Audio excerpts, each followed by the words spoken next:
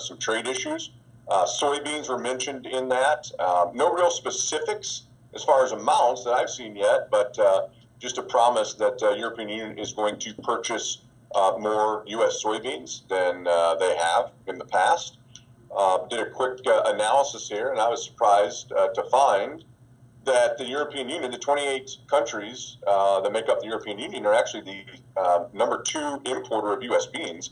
I mean, way, way behind China. And of course, you're talking about 28 different countries in that as well, versus China being one. But they're the number 2 soybean importer of U.S. beans behind China. So that's good news, right? But not something that's going to rally us a dollar. I think what it did, though, overnight at one point, we saw beans 20 higher on that news. A little bit of short covering, a little bit of enthusiasm.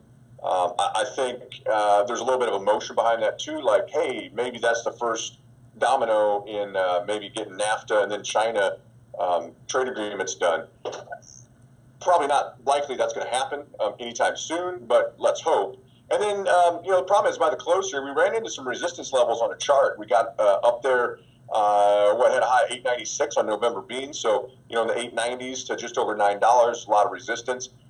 3 really a line in the sand, pretty heavy resistance in corn.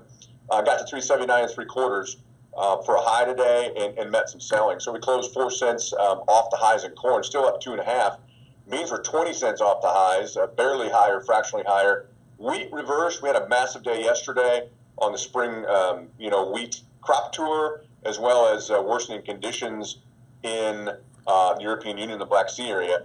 But we couldn't hold the gains and closed down 6 cents, roughly, a little 6 and change in both Kansas City and Chicago wheat. It's about 17 cents off the highs. We're not going to go straight up every day. It's been a good run.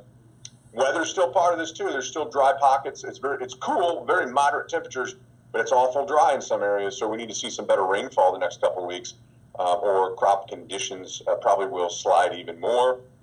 More importantly, on corn, without much more rain, you're probably going to continue to see pushback or tip back, and we're really pushing this crop to maturity fast. I mean, guys are saying, I might be picking corn at the end of August, and in areas that usually wouldn't start till mid-September. So we're really speeding this crop to maturity in corn, which is a little bit of a concern.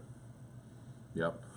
Yeah, there's a lot of stuff going on. I drove across all of Iowa yesterday and take it for what it's worth, but it looked good from the road. So all down I-80 there. So maybe there's some stuff there to it, but we also, you don't know what you got till you get it in the bin. So it'll be it could be one of those years too.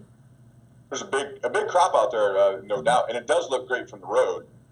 Is it going to be one of those years where we get in there and say, boy, it was good, but hot temperatures, too dry, whatever it was, it maybe wasn't quite as good as expected.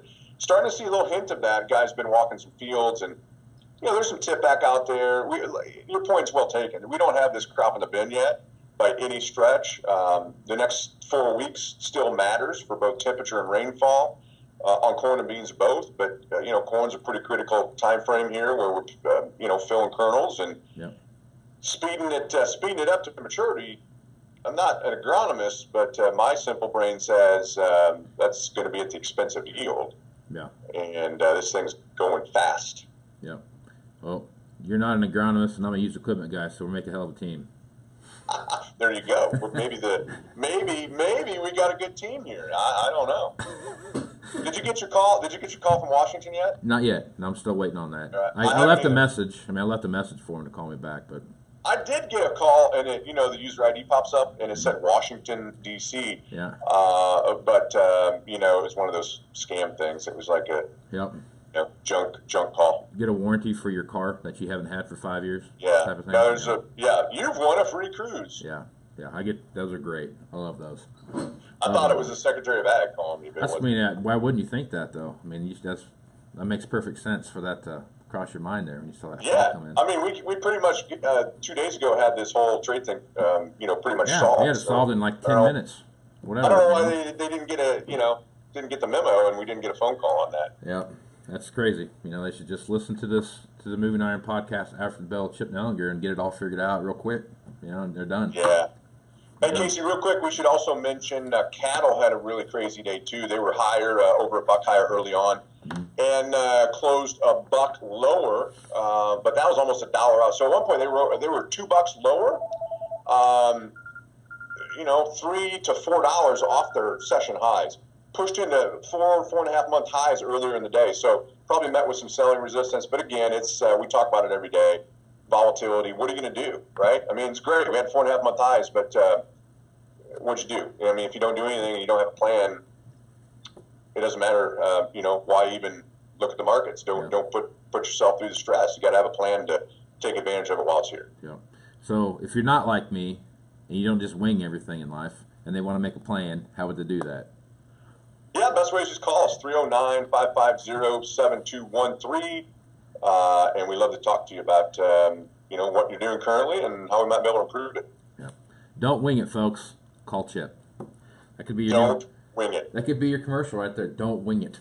It's like, maybe we should give a free dozen chicken wings out to everybody that calls. There you go. Don't wing it. Don't wing it. Yes. Don't wing it. Hot or mild. Ranch or blue cheese.